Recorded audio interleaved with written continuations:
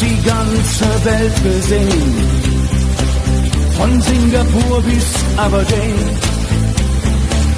Wenn du mich fragst, wo es am schönsten war, sage ich Sansibar.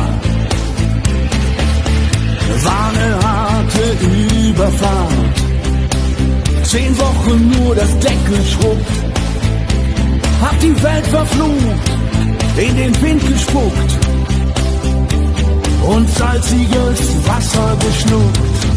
Aloha, ea, ea, aloha, ea, ea, aloha,